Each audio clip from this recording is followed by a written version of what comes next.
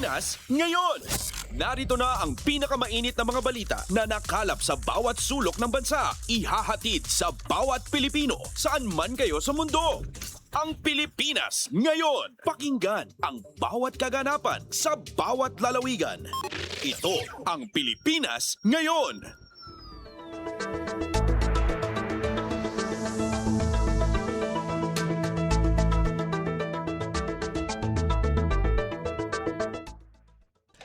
Magandang araw Pilipinas at sa mga Pilipinong naabot ng online streaming at shortwave broadcast ng Radyo Pilipinas World Service.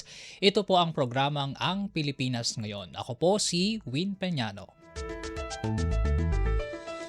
Ngayon pong araw amin pong ihatid sa inyo ang mga may init na balita sa bansa, gayon na rin ang mga balita sa probinsya, pagninegosyo at sports. Ngayon po ng aking nabanggit sa pamamagitan ng pakikipagtulungan ng Presidential Broadcast Service, Bureau of Broadcast Services sa United States Agency for Global Media o USAGM. Napakikinggan po ang ating mga programa sa shortwave sa pamamagitan po ng ating mga shortwave frequency na 9.920 MHz, 12.120 MHz at 15.190 MHz.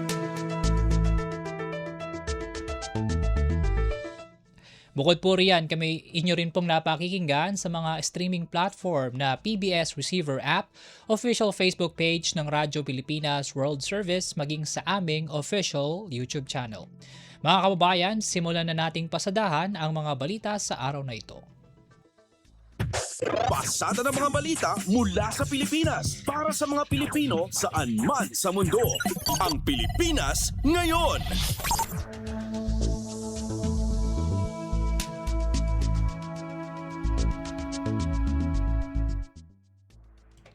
Una sa ating balita ngayong araw, biyaheng Singapore si Pangulong Ferdinand R. Marcos Jr.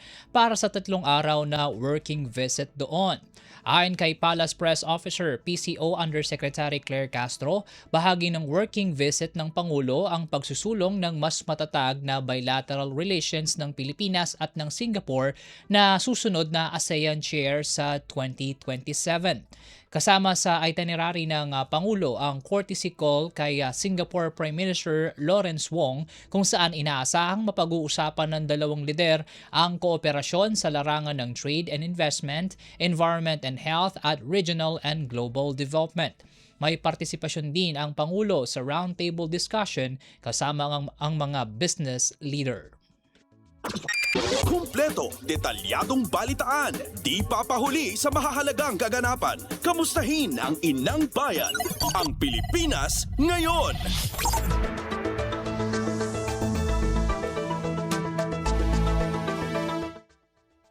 Sa iba pang balita, kinokonsidera ng Malacanang ang pagpataw ng mas mabigat na parusa at mas malaking multa laban sa mga iligal na nagtatapon ng basura.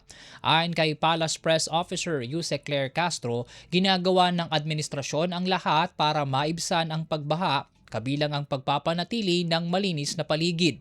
Pero nahulian niya sa CCTV ang ilang pasaway na nagtatapon ng basura sa mga creek o labas ng bintana habang umaandar ang sasakyan. Sa ngayon ay pinag-uusapan na nalikhain o lakihan ang penalty para sa mga pasaway na nagtatapon ng basura kung saan-saan lang. Tuloy-tuloy po ang aksyon ng pamahalaan upang labanan ang baha.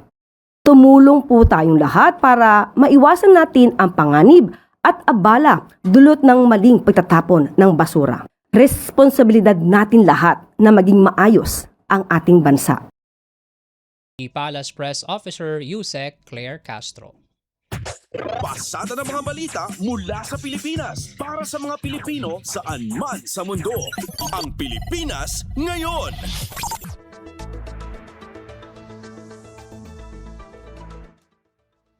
Samantala, iginiit ng Malacanang na nananatiling inosente si dating Budget Secretary Amenah Pangandaman mula sa umano'y pagkakasangkot sa maanumalyang flood control projects. Ito ang depensa ni Palace Press Officer Yusek Claire Castro makaraang italaga si Pangandaman bilang Chair at CEO ng Al Amana Islamic Investment Bank of the Philippines, isang government-owned and controlled corporation. Ani Castro, sakali man na may ebidensya laban sa dating kalihim, ay nananatiling bukas si Pangulong Ferdinand R. Marcos Jr. na paimbestigahan ito. Nobyembre ng nakaraang taon nang magbitiw sa pwesto si Pangandaman bilang Budget Secretary matapos iugnay sa flood control scandal. Kung meron po sila nakikita mga ebidensya laban kay dating Secretary Amina Pangandaman, bukas po ang Pangulo sa anumang klase ng pag-iimbestiga. So, hindi naman po ibig sabihin ito na inaakusahan ng Pangulo, hinuhusgahan ng Pangulo, o inaabsuelto ng Pangulo. Hindi po ito usapin patungkol sa flood control project. Palace Press Officer Yusek Claire Castro.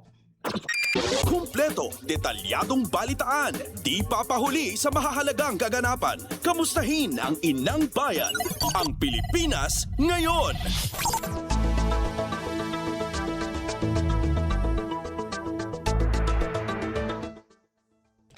Puspusan ng pagpapatupad ng recovery efforts ng Department of Education o DepEd para sa rehabilitasyon ng mga paaralang naapektuhan ng Bagyong Inday at Habagat. Ayon kay Education Secretary Sani Angara, isinusulong ng DepEd ang komprehensibong pagtugon na hindi lamang nakatuon sa agarang pagresponde sa kalamidad, kundi maging sa paghahanda ng mga paaralan upang manatiling ligtas at handa sa anumang banta.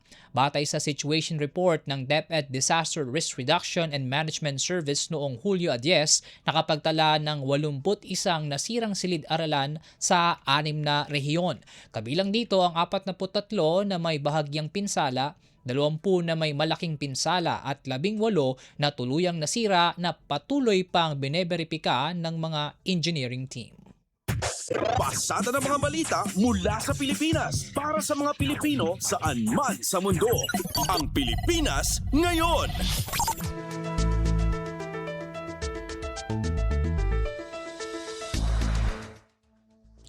Ipinanawagan ng Office of Civil Defense Davao Region ang malawakang prevention at mitigation efforts sa buong bansa upang maibsan ang epekto ng kalamidad. Sa panayam ng Radyo Pilipinas kay OCD Region 11 Regional Director Ednar Dayanghirang, binigyang diin nito na kailangang matutukan ang problema sa pagbaha upang maiwasan at paulit-ulit na pinsala sa mga lugar.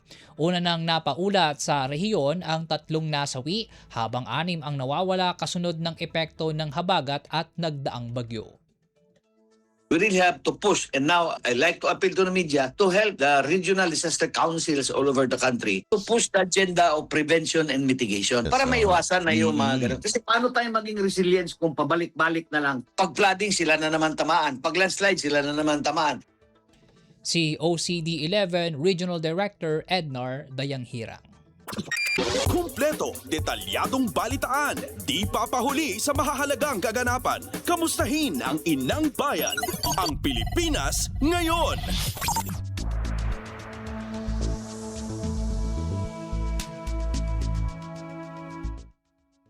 Samantala, posibleng mamayang gabi o bukas ng umaga lumabas ng Philippine Area of Responsibility o PAR ang Bagyong Josie. Pumasok ng PAR ang bagyo Martes ng madaling araw. Ayon sa Pag-asa, magdadala ang tropical storm ng malalakas hanggang sa napakalakas na hangin subalit hindi direktang makaaapekto sa lagay ng panahon.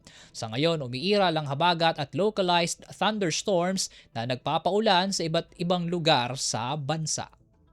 Pasada ng mga balita mula sa Pilipinas para sa mga Pilipino saan man sa mundo. Ang Pilipinas ngayon.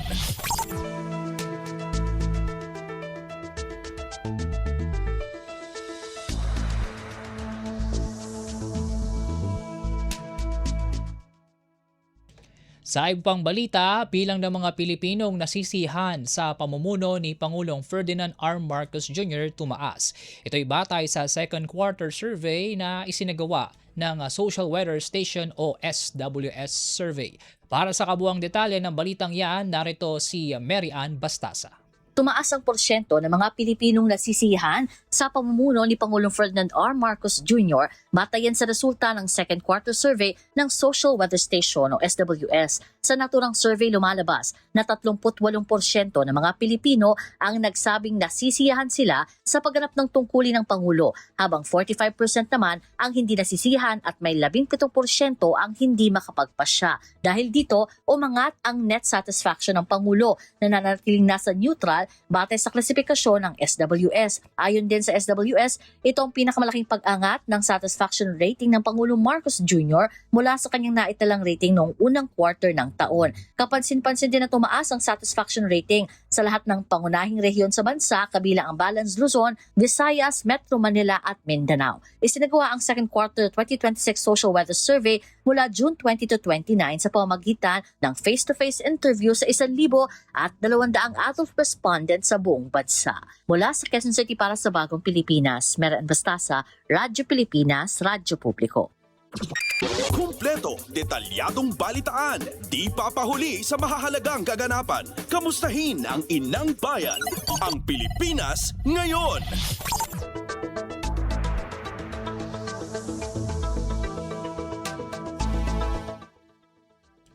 Sa iba pang balita, latag ng seguridad para sa isasagawang State of the Nation Address o SONA ni Pangulong Ferdinand R. Marcos Jr. Kasado na, pambansang pulisya, tiniyak ang tuloy-tuloy na monitoring sa mga posibleng banta. Mula Campo Crame, nagbabalita si J. Mark Dagala. May sinusunod ng security template ang Philippine National Police para sa mga malalaking aktibidad sa bansa kabilang ng State of the Nation Address ni Pangulong Ferdinand R. Marcos Jr. Ayon kay PNP Acting Spokesman Police Colonel Allen Rico, nakalatag na ang kanilang comprehensive security plan para sa naturang okasyon. Tuloy-tuloy din anya ang kanilang pagbabantay para sa posibleng banta sa seguridad upang agad itong magawa ng kagyat na aksyon. Bagaman may ilang militanteng grupo na nagpahayag na magsasagawa ng kanilang pagtitipon, sinabi ni Ko na hanggang sa ngayon ay wala pa silang namomonitor na anumang potensyal na banta. Ayon kay National Capital Region Police Office Director Police Major General Anthony Amirin, humigit kumulang 20,000 pulis at mga force multipliers ang ikapapakalat para tiyakin ang seguridad at kaayusan sa SONA ng Pangulo. Kasama na rin sa naturang bilang ang 7,700 pulis na magsisilbing civil disturbance management para panatilihin ang kaayusan at kapayapaan sa Hulyo 27. Para sa Bagong Pilipinas, si Martigala, Radyo Pilipinas, Radyo Publiko. Pasada ng mga balita mula sa Pilipinas para sa mga Pilipino saan man sa mundo. Ang Pilipinas ngayon.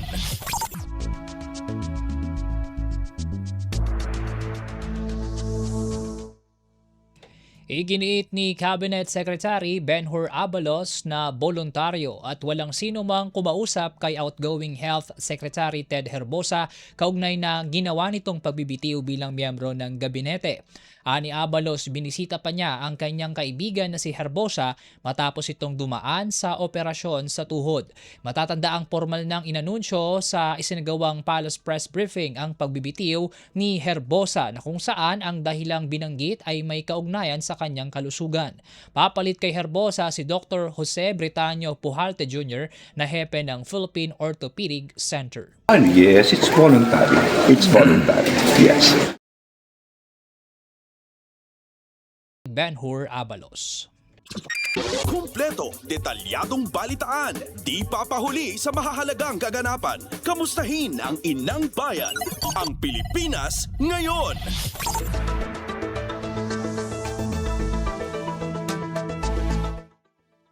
Samantala, welcome naman kay House Deputy Speaker at dating Health Secretary Janet Garin ang pagkakatalaga sa veteranong orthopedic surgeon na si Dr. Jose Brix Pujalte Jr. bilang bagong kalihim ng Department of Health o DOH. Umaasa si Garin na sa pamumuno ni Dr. Pujalte ay maiaayos ang pamamalakad at mga sistema sa loob ng kagawaran para sa mas ikabubuti ng sektor ng kalusugan sa bansa. Looking forward to BRICS uniting the Department of Health kasi dapat mahinto no, yung grupo-grupo sa loob, yung constant reassignments. Ilang taon na lang, no? So kailangan ang ligasiya sa kalusugan. So good luck, Dr. Brix Pujalte. We believe in you, and hindi lang siya doktor na sanay sa mga pampublikong serbisyo. Naging manager din siya ng Philippine Orthopedic Center for a long time. House Deputy Speaker at dating Health Secretary Janet Garin. Pasada ng mga balita mula sa Pilipinas para sa mga Pilipino saan man sa mundo. Ang Pilipinas ngayon.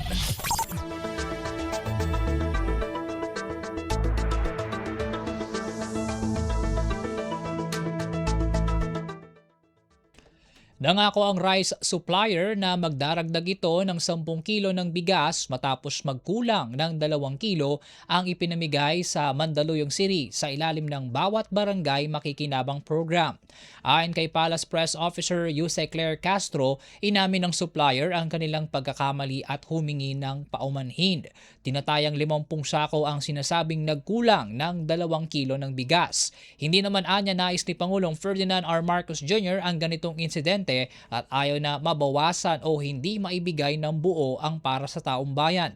Samantala, blacklisted na ng Mandaluyong LGU ang naturang supplier at iniimbestigahan ang tungkol dito. Ang aksyon po ng supplier, ang sabi po, ang pangako ay papalitan ng buo na 10 kilos ang sako na nakakuha ng 8 kilos. Bibigyan ng additional na 10 kilos na bigas. Hindi na babawiin ang una na ibigay na mga 8 kilos lang. Palace Press Officer Yusek Claire Castro. Kumpleto, detalyadong balitaan, di papahuli sa mahahalagang kaganapan. Kamustahin ang inang bayan, ang Pilipinas ngayon.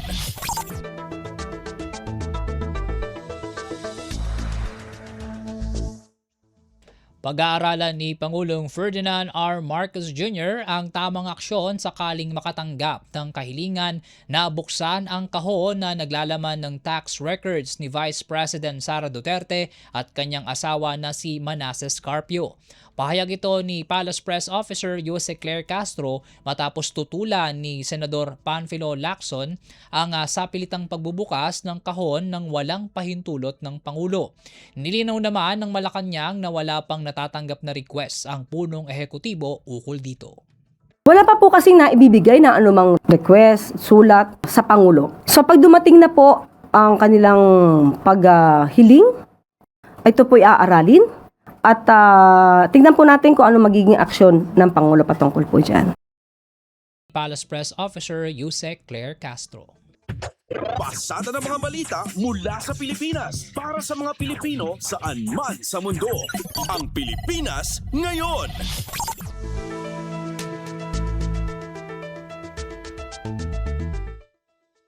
Kaugnay pa rin sa impeachment trial, National Bureau of Investigation Regional Director Jeremy Lotok humarap sa impeachment court bilang ikalawang testigo ng prosekusyon. NBI Director Melvin Matibag sa Lunes naman pinahaharap ng korte. Mula Senado, nagbabalita si Nympha Asuncion. Humarap sa ika-4 na araw ng impeachment trial ni Vice President Sara Duterte si NBI Regional Director Jeremy Lotok bilang testigo ng prosecution panel para sa Article 4 ng Articles of Impeachment o tungkol sa alegasyon ng pagbabanta laban kina Pangulong Ferdinand R. Marcos Jr., First Lady Liza Araneta Marcos at House Speaker Martin Romualdez. Si Lotok ay dating naging pinuno ng NBI Cybercrime Division na nag-iimbestiga sa kaso. Ayon kay Lotok, nakahanap sila noon ng sapat na basihan para maimbestigahan ang mga naging pahayag ni VP Sara sa isang online press con noong November 23, 2024. Giniit ng NBI official na bagamat may freedom of expression, hindi naman sakop nito ang mga pahayag na may elemento ng criminal offense. Dito anya pasok ang naging banta ni VP Sara kina Pangulong Marcos. Sinabi rin ni Lotok na nakitaan ng NBI ng intent, motive at capability si VP Sara na maisakatuparan ang kanyang banta. Narito ang bahagi ng pahayag ni Lotok. To me, as the chief investigator at that time, the utterances made by the vice president was serious and the threat was real and actual, sir. The vice president was furious and fuming mad when she uttered those. Could you repeat it? Furious and? And fuming mad, sir. We failed to see any amount of freedom of speech in that utterances, Your Honor. Freedom of speech protects lawful expression, but it does not protect utterances that satisfies the elements of a criminal offense like this one, Your Honor. Pinahayag rin ni Lotok sa paglilitis na sa konklusyon ng NBI ay totoo at seryoso ang banta ng Vice Presidente lalo na't magalit itong minigas. Matapos ang pagtatanong ng prosekusyon ay sumailalim si Lotok sa cross-examination ng depensa na nakatakdang ipagpatuloy ngayong araw. Samantala nagdesisyon naman ng impeachment court na sa Lunes na o sa July 20 paharapin si NBI Director Melvin Batibag bilang testigo ng prosekusyon. Una na kasing hiniling ng prosekusyon sa impeachment court na isa lang na bilang testigo si Matibag pagkatapos ni Lotok dahil may dadaluhang conference si Matibag sa Thailand sa July 21. Tinutulan ng depensa at nina Senator Judges Alan Peter Cayetano at Senate President Sherwin Gatchalian ang kahilingan dahil kulang na anyang paghahanda at pag-aaral sa mga ebidensyang may kaugnayan sa naturang testigo. Sa huli, nagdesisyon ng impeachment court na ipatawag si Matibag sa Lunes at kung hindi ito matatapos sa pagtatanong ay ipagpapatuloy ang pagsalang o pagpapaharap kay Matibag pagbalik nito mula sa conference. Mula Senado para sa Bagong Pilipinas, Ninfa Asuncion, Radyo Pilipinas, Radyo Publiko.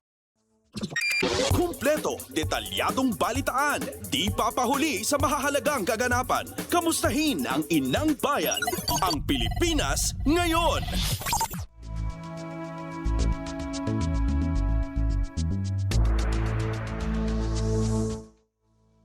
House Trial Spokesperson nanawagan para sa pagsusuring mabuti ng esensya ng mga testimonya ng saksi kaysa sa issue ng teknikalidad o clerical error.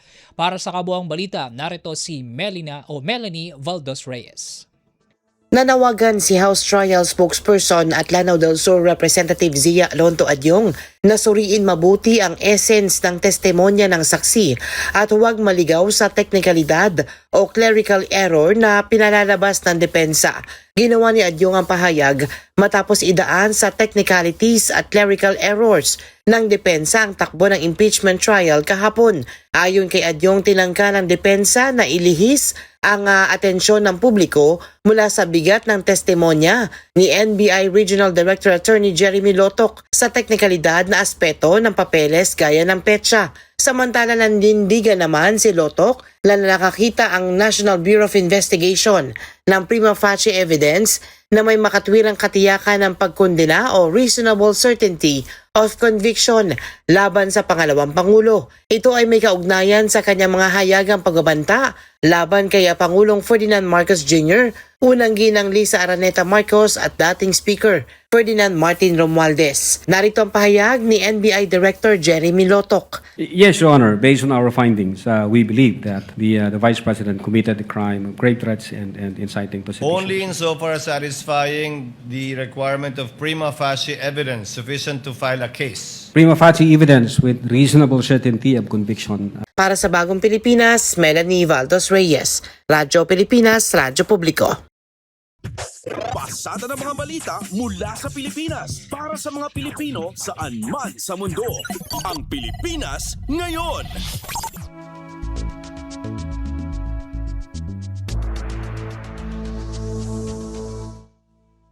Nagpapatuloy ang isinasagawang pagsusuri ng Department of Justice o DOJ sa draft resolution ng reklamong inciting to sedition at grave threats laban kay Vice President Sara Duterte. Ayon kay Justice Secretary Frederick Vida, tulad ng nakaraan ay wala pa ring panibagong ulat patungkol sa kinakaharap ng mga reklamo ng pangalawang Pangulo. Noong Pebrero ng 2025, inahain ng National Bureau of Investigation ang reklamo matapos ang pagbabanta ng bise kay Pangulong Ferdinand R. Marcos Jr., First Lady Lisa Araneta Marcos at former House of Representatives Speaker Martin Romualdez. Iginit ni Justice Secretary Vida na hiwalay ang impeachment trial ni VP Sara Duterte at ang proseso para sa kasong kriminal. Impeachment process ay ibang proseso. Yan ang proseso niyan ay para mapanagot ang isang impeachable officer pag merong basehan, di ba? At yan nga yung dinidinigayan ng impeachment court natin ng Senado. Sa Department of Justice, ang pananagutan ng mga kriminal ay base sa pananagutan ng kriminal na batas. At yan ay may hiwalay na paglalakbay. So, ang pag-aaral ng Department of Justice ng ating mga panel of prosecutors para dito ay may hiwalay na biyahe, no? So, at gagawin namin ang ayon sa aming mandato. Ang pahayag ni Justice Secretary Frederick Vida. Kumpleto, detalyadong balitaan, di papahuli sa mahahalagang kaganapan. Kamustahin ang inang bayan, ang Pilipinas ngayon.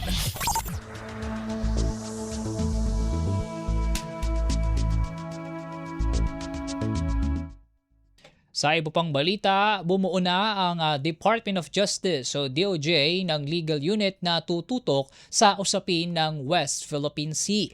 Layunin nitong mapangalagaan ang pagkapanalo ng Pilipinas sa Arbitral Tribunal noong 2016 kung saan kinilala ang karapatan ng bansa pagdating sa mga nasasakupan nitong teritoryo. Dahil sa binuong unit, magkakaroon ng legal expert na magsisilbing legal repository ng DOJ na nakatuon patungkol sa teritoryong inaagaw ng China. Gate ni DOJ Secretary Frederick Vida, bagamat nanalo na ang bansa sa Arbitral Tribunal, dapat pa rin itong ipagtanggol ang karapatan sa nasabing karagatan. To maintain, di ba? And to sustain actually the gains from the arbitral award. The DOJ has a dedicated now unit, no, sa legal services natin to be a source of expertise on this matter, di ba? Kaya meron ng dedicated na maritime unit, no, parang maritime law center, no, na tayo binuo dito sa Department of Justice para meron na tayong single repository na expertise on this law. Yan ang pahayag ni Justice Secretary Frederick Vida. Pasada ng mga balita mula sa Pilipinas para sa mga Pilipino saan man sa mundo. Ang Pilipinas ngayon.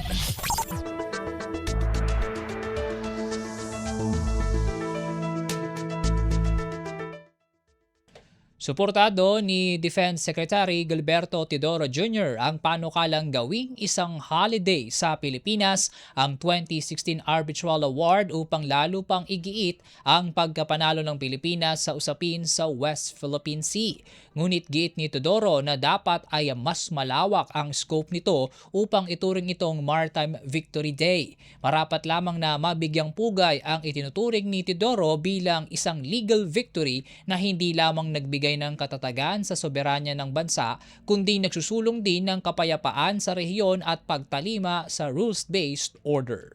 Kung ako, pwede siyang gawing holiday, pero sana i-scope sa mas malawakang bagay. Of course, victory ito legal victory. We should put that front and center. But it should have a wider scope. No? That it is a maritime victory day. So that it is inclusive for the whole maritime interest of the Philippines. Ang pahayag ni Defense Secretary Gilberto Teodoro Jr. Kumpleto, detalyadong balitaan, di papahuli sa mahahalagang kaganapan. Kamustahin ang inang bayan, ang Pilipinas ngayon.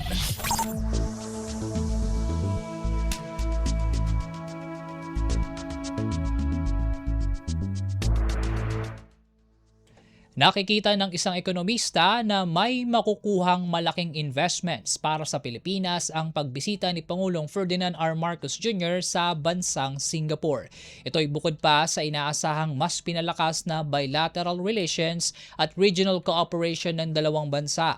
Sa panayam ng Radyo Pilipinas World Service kay Filipino-Canadian economist na si Dr. Michael Batu, sinabi nito na matagal nang direct partner ng Pilipinas ang Singapore sa larangan ng pamumuhunan. Anya nakatuon ngayon ang Singapore sa paghahanap ng bagong lokasyon para sa kanilang digital infrastructure, bagay na kapakikinabangan ng Pilipinas. Punto ni Batu, ang Singapore ay maliit lamang na bansa at ang Pilipinas ay kayang makapagbigay ng mga lokasyon para sa data center na nais ipagawa nito. Mula sa oportunidad na ito, makapagbibigay ito ng mga trabaho sa mga Pilipino at makatutulong sa pagpapalago ng ekonomiya ng Pilipinas. Itong pagbisita ni Pangulong Marcos Jr., hopefully, maka-generate ito ng mga investments na galing dyan sa Singapore. And ang Singapore kasi, Ray, sa ngayon, ang kanilang focus is in terms of renewables, in terms of new technologies, digital infrastructure. Diyan na sila ngayon, new economy na ika nga. No? Ang nakikita ko rin na isang malaking potential dito is yung tinatawag nating mga data center. Kasi ang Singapore, maliit na bansa yan, Ray. Parang isla nga lang yan, di ba? Maliit lang. Wala silang lugar para makapagpatayo ng mga data center. Okay. Oo. Kaya ang data center, kinakailangan yan sa artificial intelligence. Kinakailangan yan. So, kailangan nila ng lugar, in other words. So, the Philippines can offer location. Ang pahayag ng Filipino-Canadian economist na si Dr. Michael Batu. Pasada ng mga balita mula sa Pilipinas para sa mga Pilipino saan man sa mundo. Ang Pilipinas ngayon.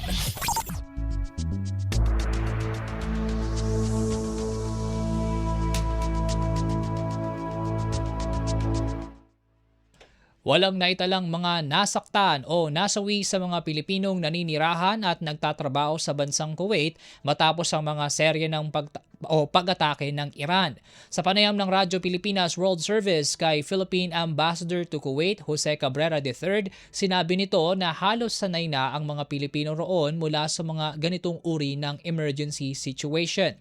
Alam na rin ng mga ito ang mga safety procedures buhat sa ilang buwang karanasan sa kaguluhan doon. Sinabi rin ng opisyal na tuloy-tuloy pa rin ang ginagawang repatriation program ng pamahalaan ng Pilipinas para sa mga Pilipinong nangangailangan ng tulong at nais nang makauwi ng bansa. Wala pong walang Pilipino, wala pong ibang Kuwaiti or ibang nationality, wala naman po na ano. Kagaya ng sinabi ko po, nasa norte po ang target sa mga border crossing. At yung isa naman sa isang offshore na oil platform. Ilang buwan na rin po tayong nakahanda para sa mga pagyayaring ito. Kagaya nito. So, yung mga kababayan natin dito, na po tayo, medyo familiar na po tayo sa mga mga safety procedures na kailangan sundan pag meron pong mga strikes ng missile tsaka ng drone. Ang pahayag ni Philippine Ambassador to Kuwait, Jose Cabrera III. Kumpleto, detalyadong balitaan, di papahuli sa mahahalagang kaganapan. Kamustahin ang inang bayan, ang Pilipinas ngayon.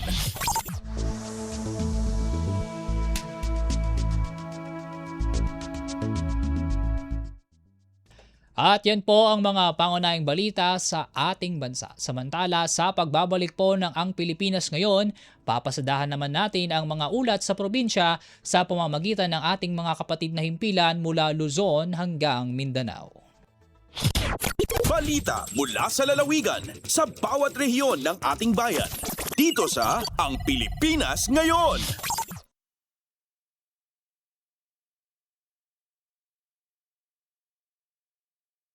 This is a public service announcement. Discipline is the key. Umiwas sa aksidente sa daan.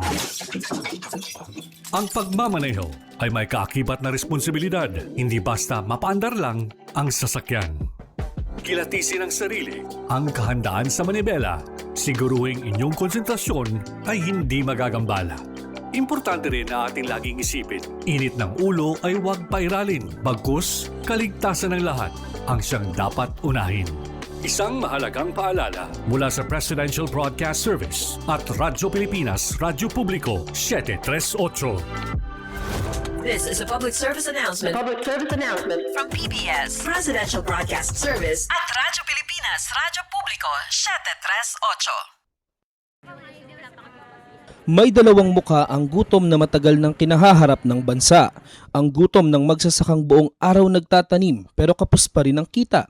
Ang gutom ng pamilyang walang maihain. Ang ugat ng problema, maraming dinadaan ng mga middlemen ang mga ani. Nagmamahal ang pagkain pero lumiliit ang kita ng mga magsasaka habang nahihirapang makabili ang mga pamilya. Ito ang binago ni Pangulong Ferdinand Marcos Jr.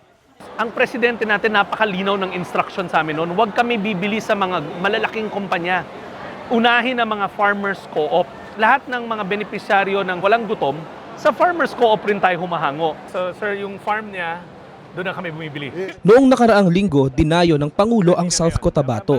Kanyang ininspeksyon ang pagsasanib puwersa ng Department of Agriculture at Department of Social Welfare and Development para tiyaking mula bukid ay diretso na ang ani sa DSWD. Na-conceptualize ng ating Pangulo, mabawasan yung layers, lumaki ang kita for both the farmers and mas baba din ang gastos for the consumers. Pinakinggan din ng Pangulo ang mga pamilya. Ngayon, mas makakain na talaga kami ng 3 beses sa isang araw. Kanin na. May ulam na sir, may protein na tayo eh. Ganito, hindi na kayo nag-aalala na lalo na kayo, ang dami ninyong pinapakain. Para sa Pangulo, ang food security ay hindi lang programa, kundi pangako na ang tulong ay pangmatagalan. Ang tawag namin, hindi na farm to market. Ang tawag namin dito, farm to table. Dahil tuloy-tuloy mula sa mga farmer, dire-diretso na sa kanilang hapagkainan. Sa buong bansa, tuloy-tuloy ang trabaho. Isa-isang inaayos ang mga bagay na magpapagaan sa buhay ng mga Pilipino, tulad ng sama-samang pagkilos ng pamahalaan para sa siguradong pagkain sa bawat hapagkainan. Mabilis ang trivia, dagdag talino. Heto na ang Dagling Kaalaman. Alam nyo ba, kahit napakalakas ng isang bagyo, may partitong tahimik at kalmado. Ito ang tinatawag na mata ng bagyo.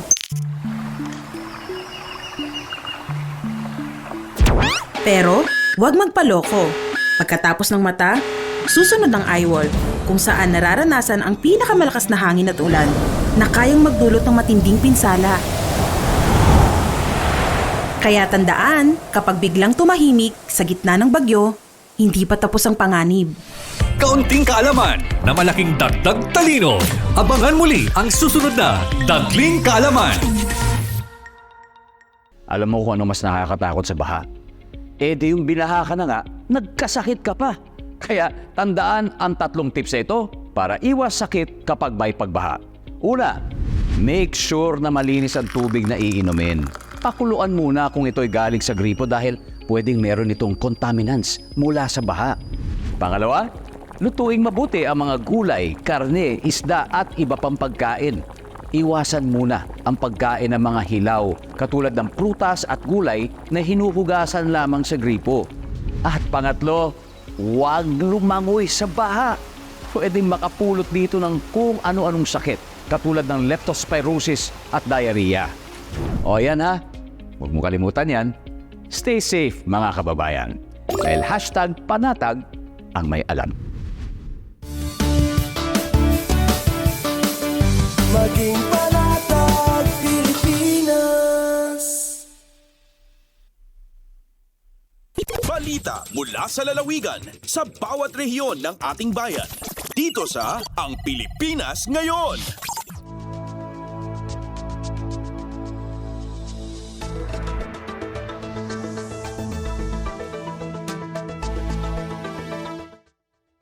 Sa pagpapatuloy ng ating balitaan, nakuha naman natin ang mga balita sa probinsya. Una sa ating balitang probinsya, Pag-asa inirekomenda ang heavy rainfall warning bilang basihan sa pagsuspinde ng klase at hindi ang weather advisory. Para sa kabuang detalye ng balitang yan, narito ang ulat ni Rani Dorilag mula Radyo Pilipinas Lawag. Kadwan kadigiti ahensya ti gobyerno tinaulaw iti kabaro nga weather advisory aday to'y tinausar ang nagibasaran iti panagsuspenso ti klase. Dahil tinbatad ni Weather Specialist Engineer Mark Louie Vergara iti DOS ti Pag-asa asaan kuma anapasamak detoy. Kuna ni Vergara at ti weather advisory ket bayabay lang iti kaado ti todo a mapasaran iti may isang lugar iti uneg ti 24 nga oras. Kas ehemplo, ano ni forecast ti 50 to 100 mm rainfall ket posible nga agtultuloy ti panagtudo wenno daduma ket makaited laeng iti 20 mm atudo iti sumaruno at 2 nga oras wenno anyaman pay. Ti color coding ti kaado ti tudo ket yellow 50 to 100 mm, orange 100 to 200 mm, ken red 200 mm wenno nasursurok. Iti sapali abangir inbatad pay ni Vergara ano mapanmet kadagiti regional services ti Pag-asa ti heavy rainfall warning akapadamot laeng ti color coding iti kaado ti tudo ano yellow ket 7.5 to 15 mm, orange 15 to 30 mm, ken red wenno 30 mm providers wenno nasursurok. Inbalagad na kadagiti ahensya de gobyerno at tikitain ken napagibasaran iti paragsuspenso ti klase ket ti heavy rainfall warning asaan iti weather advisory. Mula Radyo Pilipinas lawag ito si Rani Durilag para sa Radyo Pilipinas World Service. Balita mula sa lalawigan sa bawat rehiyon ng ating bayan. Dito sa Ang Pilipinas Ngayon.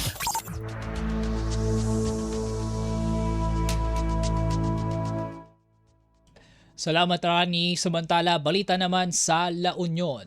Scholarship para sa mga nagnanais maging doktor, dentista at pharmacist isinusulong ng Sangguniang Panlalawigan ng La Union. Para sa detalye, narito si Albert Kawile ng Radyo Pilipinas Ago. Itantandudo ti Sangguniang Panlalawigan ti La Union tinaisingasing nga ordinansa mangipay iti scholarship kadagiti kwalipikado ken may karing umili iti probinsya kayat da ti agkurso iti medisina, dentistry ken pharmacy. Idi mo na pa nakabasa ti draft Provincial Ordinance number 664-2026 panggap ti gakat abaliwan ti sumagmamano probisyon ti La Union Educational Assistance and Scholarship Code of 2026 tapno mayraman ti scholarship program para kadagiti estudyante nga agpalista iti kurso ti salunat iti Don Mariano Marcos Memorial State University. Sigon kini Sangguniang Panlalawigan member Ernesto Rafon, kang runan nga autor ti nasawagakat napateg ti panagsagana ti probinsya para iti umadado panagkasapulan kadagiti doktor ken dadumapay a healthcare professionals nang runa iti plano amang bangon iti kanayunan a pasilidad ti salunat pakairamanan iti rehabilitation and mental health center. Iti babayan ti nasawagakat masakupan dagiti scholar ti gastos da iti panagadalda ken panagsagana para iti licensure examinations. Kasubad masapol nga agserbida kadagiti pasilidad sa lunat ti gobyerno provincial babayan ti return service agreement kalpasan na makaturpusda ken makapasada iti board examination. Patyan ni Rapon at ti programa ket saan lang amang palawa iti gundaway iti edukasyon para kadagiti may karing estudyante no diket makatulong pay amang pagpigsa ti serbisyo ti salunat iti probinsya ti La Union. Manipod RP Ago, Albert Kawile para iti Radyo Pilipinas World Service. Balita mula sa lalawigan sa bawat rehiyon ng ating bayan. Dito sa Ang Pilipinas Ngayon.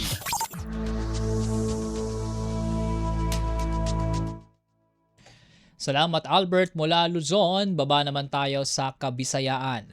Pinalawak na serbisyong pangkalusugan para sa mga ina at bata sa Eastern Samar isusulong sa ikalawang yugto ng COICA Maternal Newborn and Child Health Project. Para sa kabuang ulat, narito si Pen Pomida ng Radyo Pilipinas Borongan. Formal naging permahan ng World Vision Development Foundation Congratulations to all our International partners Cooperation on this Agency o significant COICA, milestone. Provincial nga gobyerno ng Eastern Samar, Provincial Health Office ng mga lokal nga gobyerno ng Hipapad, Maslog ng Hiporlos, and Memorandum of Agreement MOA parang second phase ang COICA Maternal Newborn and Child Health o MNCH project. Katuyuanan ng proyekto nga maparigan pan serbisyo panlawas para sa mga nanay bago nga anak ng mga bata, kabataan ngan mga pamilya, pinaagyan mas marigun nga pagburubligay ng mga partner agencies. Sumalakan World Vision Philippines COICA MNCH Project Manager Romil Jeffrey Huzon, ang MOA diri la ordinaryo nga dokumento kundi simboluhan padayon nga paningkamot base mapadayon nga mapahaluag ang mga nahimo hansyahan nga bahinhan proyekto nga ginpatuman tikang 2021 tubtub 2026. Ha second phase sini paparigunon ang referral system, bubuligan ang mga health professionals, barangay health workers, pinaagin dugang nga training, pag-upgrade ng mga birthing facilities, ngan paghataghin medical equipment, medisina, nga di ba pa nga suporta para mas di kalidad nga serbisyo panlawas. Ang phase 2 nga nakantidad $9 million, titikangan niya nga 2026 tubtub 2030 ngan lakipin yan Eastern Samar upo na iba pa nga mga probinsya ngan munisipalidad ha Eastern Visayas. Tikang dida syudad han Borongan inihi Penelope Pumida para ha Radyo Pilipinas World Service. Balita mula sa lalawigan sa bawat rehiyon ng ating bayan. Dito sa Ang Pilipinas Ngayon.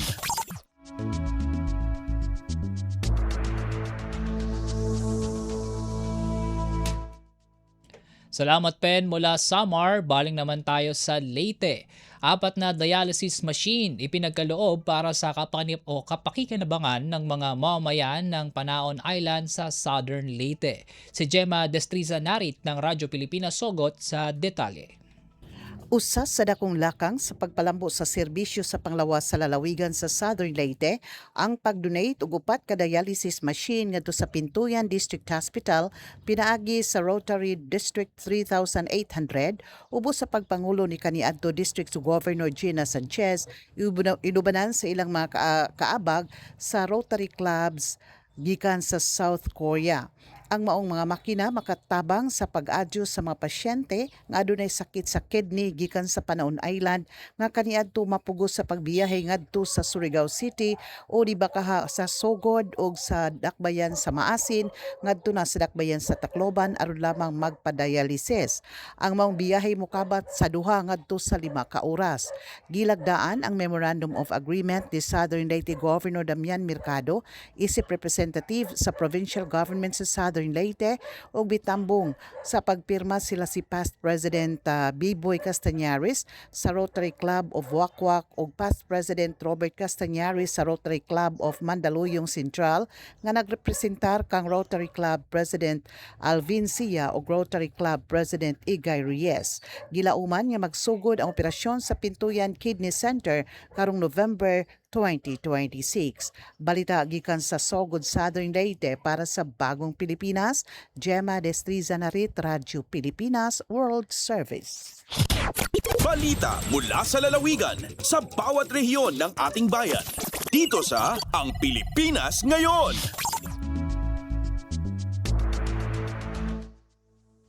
Salamat Gemma mula Kabisayaan, tawid naman tayo sa Mindanao. Department of Social Welfare and Development Regional Office 10 pinalakas ang pagtugon laban sa human trafficking. Si Theza Aureliano Uwano ng Radyo Pilipinas Cagayan de Oro sa detalye. Gipahigayon sa DSWD-10 ang online orientation bahin sa balaod ug pagdumala sa kaso sa trafficking bag-uway pa lamang isip pagsaulog sa National Anti-Trafficking in Persons Awareness Month. Nakatambong ang 94 ka social workers gikan sa mga LGU aron mas mailhan nila ang mga balaod sama sa RA 11862 ug RA 11930 ug mas mapalig-on ang pagtabang sa mga biktima. Giawag usab ni Regional Director Glofelia A. Uwayan ang tanan nga kinahanglan makat-on ug magtinabangay kita aron mapanalipdan ang atong isig kataw. Ang kalihukan gipangunahan kauban ang RIA Cat Vauci bahin sa padayon nga pagpaningkamot na mapaligon ang serbisyo ug kooperasyon batok trafficking. Gikan dinhi sa Cagayan de Oro City, kiresenta sa Aureliana Uwano para sa Radyo Pilipinas World Service. Balita mula sa lalawigan sa bawat rehiyon ng ating bayan. Dito sa Ang Pilipinas Ngayon.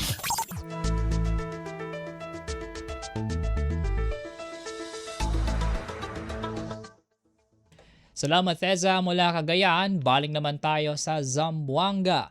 Humanitarian assistance ipinabot ng Office of Civil Defense sa mga komunidad na naapektuhan ng habagat sa Region 9. Para sa detalye, nagbabalita si Justin Bulano ng Radyo Pilipinas Zamboanga. Yalyeva, el Office of Civil Defense Region 9 kunal humanitarian assistance na mga komunidad kaya sa leepektaw kunal Southwest Monsoon na habagat na Zamboanga Peninsula. Incluido na magayadali el Family Hygiene Kits e Family Food Packs para na Municipalidad del Payao y Imelda na Probinsya del Zamboanga Sibugay, Inadinas Ilabangan na Zamboanga del Sur.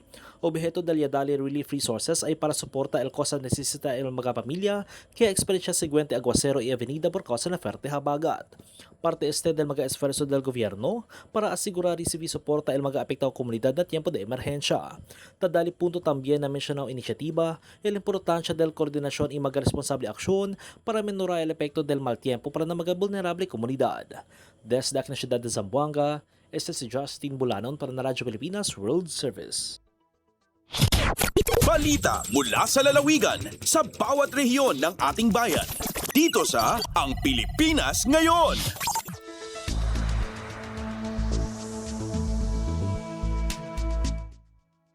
Salamat Justin mula Zamboanga, kabing naman tayo sa Lanao.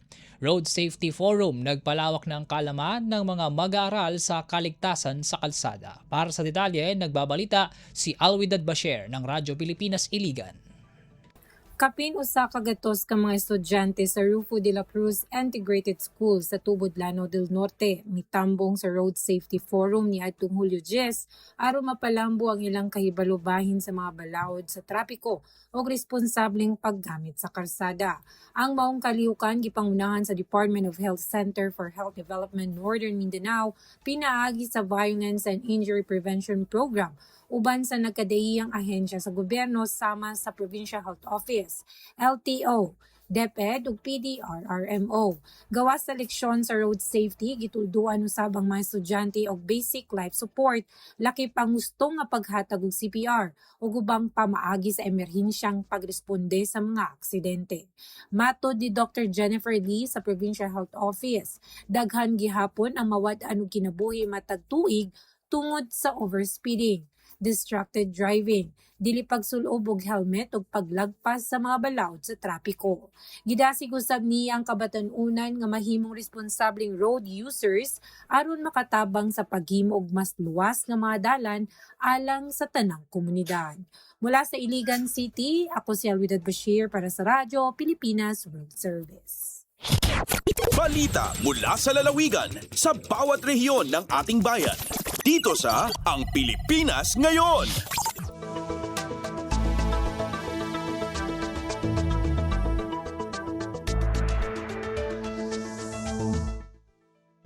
At yan po ang mga pangunahing balita sa ating mga kapatid na himpilan sa iba't ibang dako ng bansa. Samantala mula Balitang Probinsya, tunguhin naman natin ang mga may init na balita sa larangan ng pagninegosyo na ihahatid sa atin ni Steph Vicente sa pagbabalik po yan ng Ang Pilipinas Ngayon, makalipas lamang po ang ilang paalala.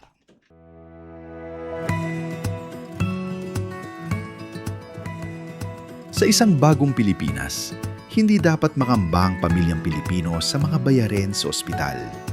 Kaya naman sa Zero Billing Policy, libre ang inyong paggamot sa lahat ng mga Department of Health hospitals. Mapa-inpatient, outpatient, o emergency services. Isama na rin ang mga mamahaling gamot, lab tests, therapy, at marami pang iba. Libre ang inyong paggamot. Ang pangangalaga sa kalusugan ng mamamayan ay ang ating pangunahing tungkulin dahil ang serbisyong medikal ay karapatan at hindi dagdag pasanin. Mabilis ang trivia, dagdag talino. Heto na ang Dagling Kaalaman. Mga kababayan, maging alerto sa rainfall advisories ng Pag-asa. Yellow Rainfall Advisory. Kapag malakas ang ulan, mula 7.5 hanggang 15 mm sa loob ng isang oras, mag-ingat dahil posible itong magdulot ng pagbaha sa mababang lugar. Orange Rainfall Advisory. Mas malakas na ulan, mula 15 hanggang 30 mm. Malaki ang posibilidad ng pagbaha, kaya maghanda at maging alerto. Red Rainfall Advisory. Emergency na ito. Higit 30 mm ng ulan sa loob ng 3 oras o higit pa. Kapag nakataas ang red advisory sa inyong lugar, huwag mag-aksaya ng oras. Agad na lumikas para sa kaligtasan ng inyong pamilya. Maging handa, makinig sa abiso at laging unahin ang kaligtasan. Kaunting kaalaman na malaking dagdag talino. Abangan muli ang susunod na Dagling Kaalaman. Lagay ng ekonomiya, kalakalan, negosyo at iba pa. Atin ang alamin dito sa Ang Pilipinas Ngayon.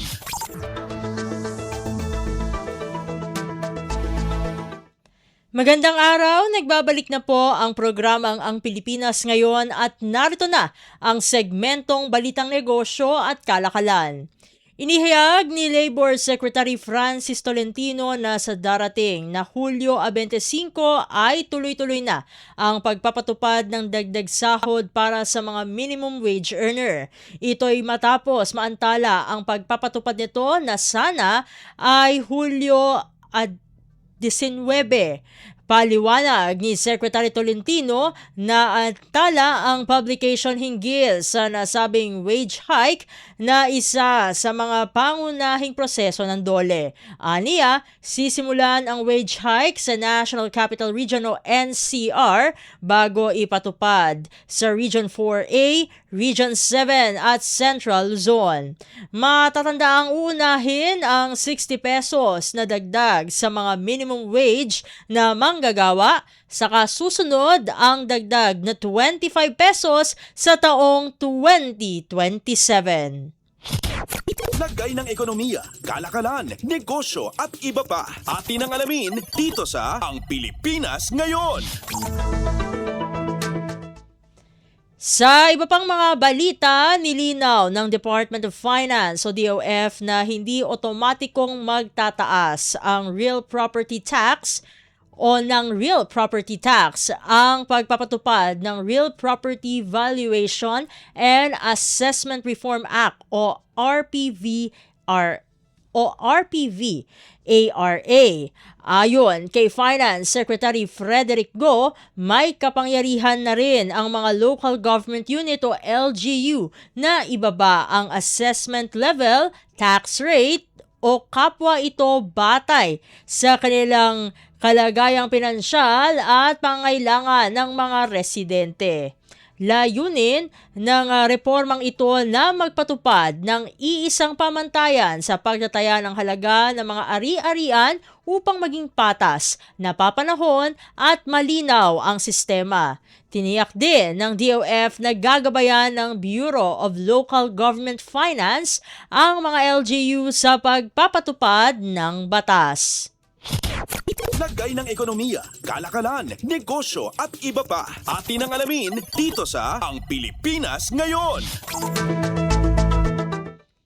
Sa iba pang mga ulat, lumagda naman sa kasunduan ang Social Security System o SSS at ang Standard Economics para sa pagpapaunlad ng Digital Microloan Program na SSS Loan Lite. Layunin ng programa na makapagbigay sa mga miyembro ng mas mabilis, mas ligtas at mas abot-kayang short-term loan sa pamamagitan ng digital platform. Ayon kay SSS President at CEO Robert Joseph Declaro, makatutulong ang teknolohiya ng kumpanya sa pagpapabilis ng loan release at pagpapababa ng gastos. Gagamitin din ang artificial intelligence o AI, blockchain technology at digital payments upang mapalakas ang seguridad at maiwasan ang pandaraya. Sinabi naman ng Standard Economics na suportado nito ang layunin ng SSS na makapaghatid ng mas mabilis at episyenteng serbisyong pinansyal. Dagdag ni Declaro, makatutulong ang inisyatiba sa pagpapalawak ng digital innovation at pagpapahusay ng serbisyo sa publiko. Lagay ng ekonomiya, kalakalan, negosyo at iba pa. Atin ang alamin dito sa Ang Pilipinas Ngayon. Samantala, bilang pagtugon naman sa hangarin ni Pangulong Ferdinand R. Marcos Jr. na maibalik sa mga Pilipino ang nawawalang oras ng mga ito sa pagko-commute, inilunsad ng Department of Transportation o DOTR, Light Rail Transit Authority o LRTA at Rizal Commercial Banking Corporation o RCBC ang pilot implementation ng Digital Fare Payment System sa LRT Line 2 Legarda Station. Sa ilalim ng programa, maaari ng direktang magbayad sa itinakdang RCBC Fare Gates o Fast Lane gamit ang Visa o Mastercard contactless card, NFC-enabled mobile device at GCash QR code. Ibig sabihin, otomatiko nang mababawas ang pamasahe sa mga pasahero kapag nagtatap o nag-i-scan sila ng kanilang card, mobile device o QR code sa pagpasok at paglabas ng mga istasyon ng LRT2.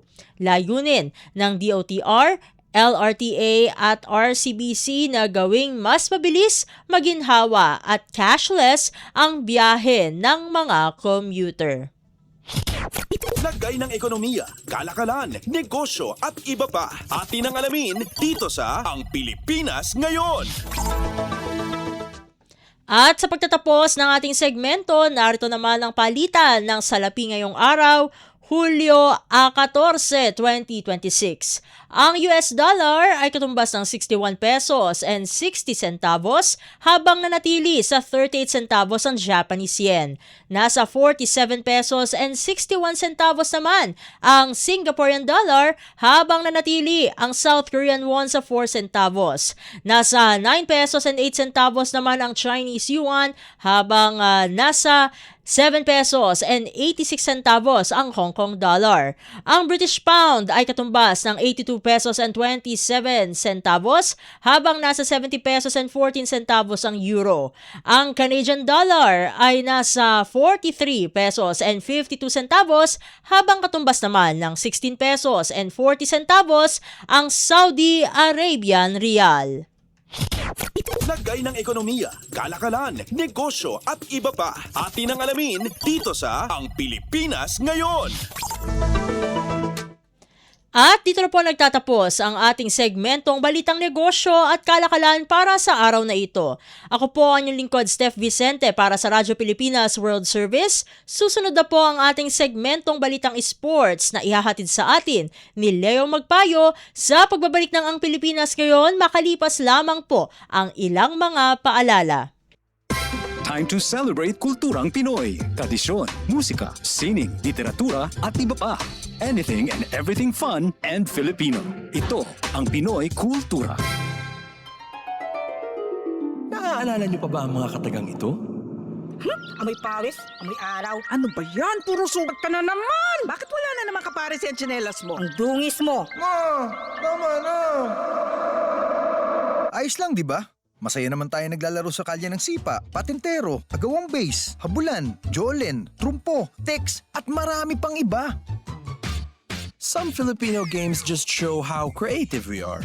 All we need are players and nothing else. Ang saya balikan ng ating kabataan. Kain, tulog, laro, laro, at laro. O ano, game na? Pagkabilang kong 3, nakatago na kayo! Yan ang Pinoy Kultura because our culture is cool. This is a public service announcement. VOG. Ito ay isang uri ng air pollution na galing sa pulkan. Ito ay nagtataglay ng sulfur dioxide na kapag nalanghap ay maaaring magdulot ng pag-ubo, hirap sa paghinga, pangangati ng lalamunan, paninikip ng dibdib at iritasyon sa mata. Mapanganib ito para sa mga taong may hika, sakit sa baga, sakit sa puso, matatanda, buntis at mga bata. Anong mga dapat gawin kapag may VOG? Iwasan ang outdoor activities. Kung kinakailangan lumabas ng bahay, magsuot ng N95 face mask. Kung may iritasyon sa mata, dahan-dahang banlawan ang mata gamit ang malinis na tubig. Dalasan ang pag-inom ng tubig kung sakaling makaranas ng paninikip ng dibdib o hirap sa paghinga. At kung patuloy na mahirapan sa paghinga, dalhin ang pasyente sa paggamutan. Maging alerto at ingatan ang sarili mula sa panganib na hatid ng VOG. This is a public service announcement. Public service announcement from PBS, Presidential Broadcast Service, and Radyo Pilipinas. This is a public service announcement. Maging handa sa oras ng sakuna. Para sa iyo at sa iyong pamilya, laging siguruhin. Go Bag ay nakahanda at naglalaman ng mga sumusunod. Ilang pirasong damit, ready-to-eat na pagkain at inuming aabot ng 3 araw. Personal na gamit para sa inyong hygiene. First aid kit kabilang ang alcohol, bandages, gamot sa lagnat, ubo at sipon, pati na rin ang inyong vitamins at maintenance medicines. Maglagay ng pito, flashlight, lighter o posporo. Huwag kalimutan ang mga charger o power bank. At higit sa lahat, isama ang mga importanteng gamit gaya ng inyong mga legal na dokumento, IDs, ATM o passbook, insurance at iba pa. This is a public service announcement. Public service announcement from PBS, Presidential Broadcast Service, and Radyo Pilipinas. This is a public service announcement. Discipline is the key. Umiwas sa aksidente sa daan. Ang pagmamaneho ay may kaakibat na responsibilidad, hindi basta mapaandar lang ang sasakyan. Kilatisin ang sarili, ang kahandaan sa manibela. Siguruhing inyong konsentrasyon ay hindi magagambala. Importante rin na ating laging isipin, init ng ulo ay huwag pairalin, bagkus kaligtasan ng lahat ang siyang dapat unahin. Isang mahalagang paalala mula sa Presidential Broadcast Service at Radyo Pilipinas, Radyo Publiko 738. This is a public service announcement. From PBS, Presidential Broadcast Service at Radyo Pilipinas, Radyo Publiko 738. Updates at pinakahuling mga usapin sa mundo ng palakasan. Atin ang pakinggan dito sa Ang Pilipinas Ngayon.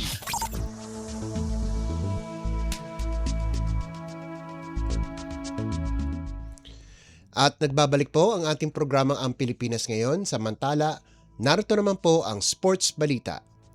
Iginawad ni Pangulong Ferdinand R. Marcos Jr. ang presidential citation kay tennis star Alex Ayala bilang pagkilala sa kanyang makasaysayang kampanya sa Wimbledon, kung saan tinalo niya ang defending champion na si Iga Swiatek at umabot sa 4th round, ang kauna-unahang Filipina na nakarating sa yuktong iyon. Sa Malacanang, sinabi ng Pangulo na malaking karangalan ang ibinigay ni Ayala sa bansa, hindi lang sa kanyang tagumpay, kundi sa grace at pagpapakumbaba at ipinakita niya sa buong torneo. Inalala rin niya ang sakripisyong pinagdaanan ng pamilya ni Ayala upang maabot ang tagumpay. Nagpasalamat naman si Ayala sa mainit na pagtanggap ng first couple at sinabing ang pagkilalang natanggap niya ay nagpapakita sa lahat ng hirap na hindi nakikita sa telebisyon. Pinuri rin niya ang suporta ng mga Pilipino at muling tiniyak na ipinagmamalaki niya ang pagiging Pilipino sa bawat laban.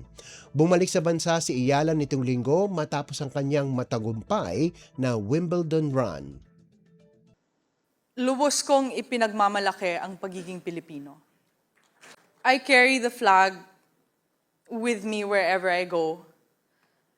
And I am a firm believer that where you come from is a big part of who you are. So, like you said, Mr. President, I do my best to represent the best of our country on and off the court. Because I'm really proud. And it comes from a genuine place of love. So I promise that I will continue to represent the Philippines in the best way that I possibly can. Filipina tennis star Alex Ayala. Updates at pinakahuling mga usapin sa mundo ng palakasan.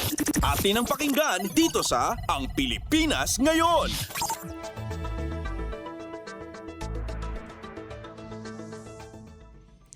Matapos ma-postpone ang inaabangang rematch ni Manny Pacquiao at Floyd Mayweather Jr., inihayag ng MP Promotions na pinaplansya na ang isang exhibition fight para kay Pacquiao sa huling bahagi ng taon. Ayon kay MP Promotions Chief Executive Officer Jas Mathur, wala pang final opponent pero target ang 4th quarter para sa exhibition. Bukas din anya ang posibilidad ng professional fight, ngunit wala pang kumpirmasyon. Tiniyak ni Mathur na hindi matutuloy sa Setyembre ang Pacquiao-Mayweather bout.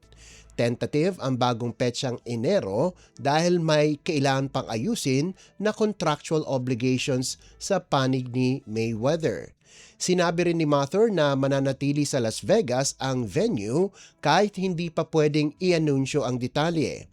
Git ng MP Promotions, gusto ni Pacquiao ang tunay na laban, hindi exhibition, at ganun din ang kagustuhan ng kanilang partners kabilang ang Netflix na magdidistribute ng event. Habang inaayos ang susunod na laban, nananatiling handa ang dating 8th Division World Champion para sa kanyang pagbabalik sa ring. Si Pacquiao ay humahabol ng rematch matapos matalo kay Mayweather via unanimous decision noong 2015. Updates at pinakahuling mga usapin sa mundo ng palakasan. Atin ang pakinggan dito sa Ang Pilipinas Ngayon.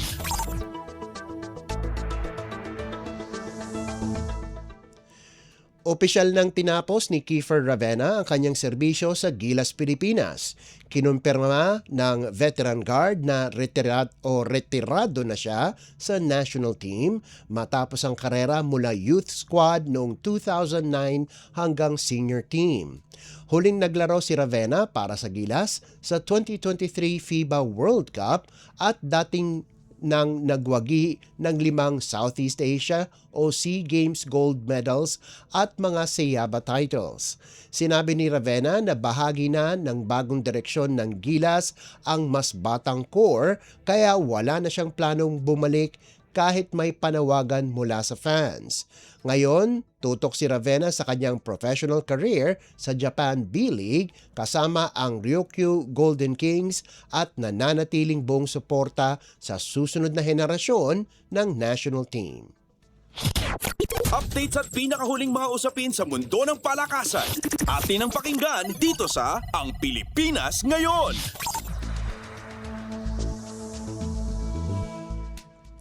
Nananatiling buhay ang kampanya ng Alas Pilipinas Boys sa 2026 AVC Boys Under-18 Championship matapos talunin ang Bahrain 25-22, 13-25, 25-23 at 25-14 sa Haikou, China. Umangat ang Pilipinas sa 1-1 record sa Pool B, katabla ang India. Maghaharap ang dalawang koponan ngayong Martes para sa ticket papuntang quarterfinals kung saan nauna nang pumasok ang Iran. Tanging top 2 teams lang sa bawat pool ang uusad sa susunod na round. Ayon kay head coach Oliver Balse, mas matatag at mas kumpiyansa ang ipinakita ng Alas Boys kumpara sa kanilang unang laban kontra Iran. Pinuri niya ang puso at focus ng koponan lalo na sa third set kung saan sina Terence Martision at Rafael Galapin ang nagbigay ng separation mula sa 16-all tie. Nagwagi ang Pilipinas ng komportable sa fourth set. Bumida si Martision na may 16 na puntos habang sina Galapin at Guerra ay may 11 at 10 puntos. Para sa Bahrain, nanguna naman si Mohamed Haram na may 18 puntos. Updates at pinakahuling mga usapin sa mundo ng palakasan. Atin ang pakinggan dito sa Ang Pilipinas Ngayon.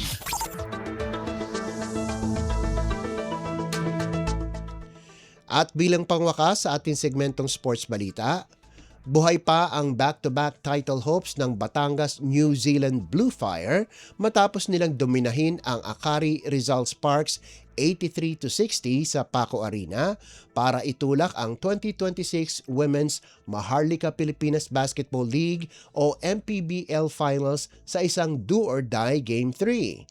Maagang lumamang ang Sparks pero agad itong ibinura ng Valkyries sa isang 26-4 run para sa 26-9 advantage sa fourth quarter. At mula roon, hindi na nila binitawan ang kontrol. Pinalobo pa ang lamang sa 30 puntos, 71-41, 5 segundo matapos magsimula ang fourth quarter. Pinuri naman ni head coach Cholo Villanueva ang stepping up ng bench players tulad nina Riza Lozada, Chris Barikit at Queenie Aquino. Muling nagpasiklab si April Bernardino na may 24 na puntos, 21 rebounds at all-around numbers para buhayin ang title defense ng Valkyries. May 14 na puntos si Camille Claro habang sina Snow Peñaranda at Kate Castillo ay nagambag ng 10 at 9 na puntos. Para sa Akari Rizal, tanging si Aliana Lim ang nagningning, may 15 puntos at 11 rebounds. Nalimitahan naman si Riza Palmera D sa 4 na puntos. Updates at pinakahuling mga usapin sa mundo ng palakasan.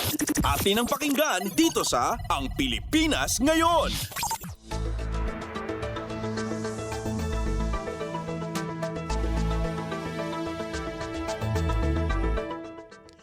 At yan ang pinakahuling balita sa larangan ng palakasan. Ito po si Leo Magpayo.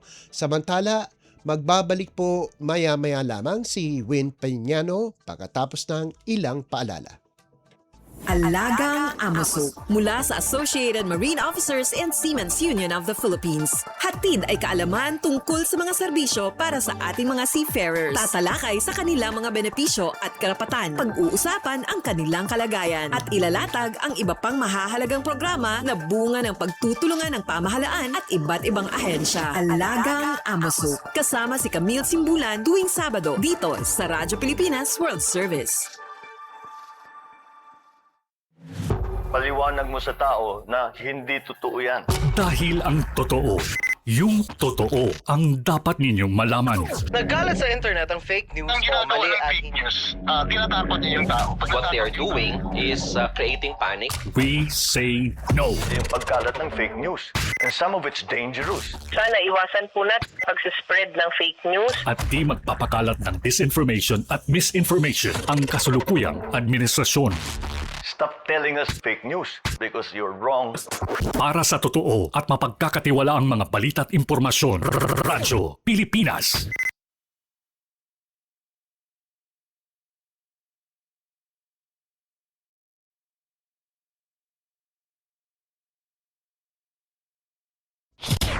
Mga kaganapan sa Kamaynilaan at mga kalapit na lalawigan dito sa Ang Pilipinas Ngayon.